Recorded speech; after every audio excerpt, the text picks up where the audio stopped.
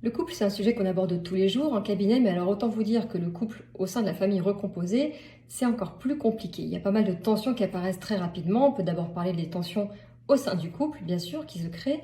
Il y a aussi les tensions entre la nouvelle famille et puis l'ancienne famille, entre l'un des protagonistes vis-à-vis de son ex qui n'a pas forcément un intérêt fou à voir une nouvelle famille émerger. Il peut y avoir aussi les tensions entre le beau-père ou la belle-mère vis-à-vis de l'enfant de l'autre, et puis aussi les tensions au sein de la fratrie. Donc ça fait pas. Alors le premier conseil que je pourrais vous donner, c'est d'apprendre à respecter les étapes. Et la toute première étape étant d'accepter les pertes et les fracas, c'est-à-dire apprendre à effectuer les différents deuils qui vont devoir être effectués. Il y a le deuil de l'ancienne conjointe ou de l'ancien conjoint.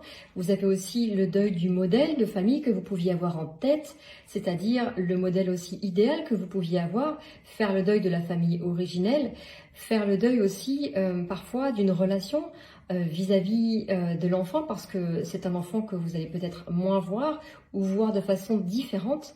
Et puis il va falloir aussi apprendre à être présent, à soutenir l'enfant qui lui aussi vit ses différents deuils, le deuil d'une réconciliation entre ses parents et puis l'habitude à prendre de ne pas voir papa ou de ne pas voir maman. Donc ça fait pas mal de challenges à relever et surtout pendant ce temps-là, vous êtes censé construire votre couple. C'est l'étape qu'on est censé faire, vous savez, au tout début, justement, avant d'avoir les enfants. Le deuxième conseil que je pourrais vous donner, c'est de placer votre couple au centre de cette famille recomposée. C'est tout bête et pourtant c'est assez logique. Sans ce couple-là, sans cet amour-là, cette famille recomposée-là n'existerait pas. Et puis, ça peut paraître aussi étonnant, mais c'est quand même bien cet amour-là qui a créé la dynamique pour la construction de cette famille-là aussi.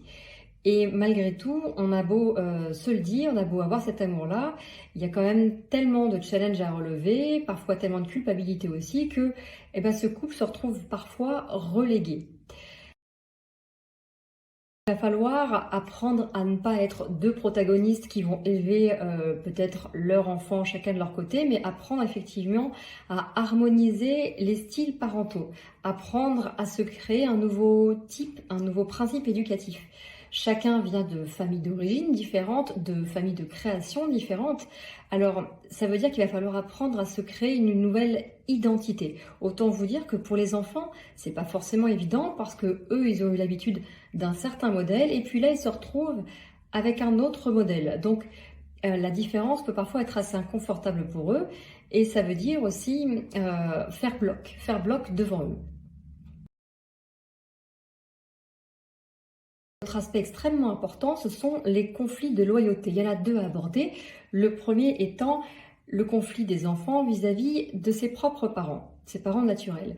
Un enfant, il aime ses parents et il ne souhaite absolument pas les trahir, encore moins le parent avec lequel il ne vit pas. Ça veut dire, et ça implique que s'il crée une relation vraie, s'il noue une relation avec son beau-père ou avec sa belle-mère, il peut avoir parfois l'impression qu'il va retirer de l'amour à son parent naturel et avoir ainsi l'impression de le trahir. Donc ça veut dire pour le beau-père ou la belle-mère d'apprendre à être rassurant et montrer à l'enfant qu'à aucun moment il ne souhaite prendre la place de qui que ce soit, vraiment de rester dans cette position de beau-père ou de belle-mère et pas un parent numéro 3. Un autre conflit important, c'est le conflit des parents vis-à-vis des enfants.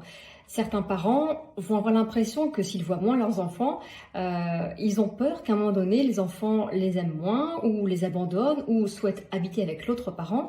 Ça va les amener à avoir un type de réaction parfois excessif, moins éducatif et plus permissif encore, casser certains cadres pour être encore plus fusionnés.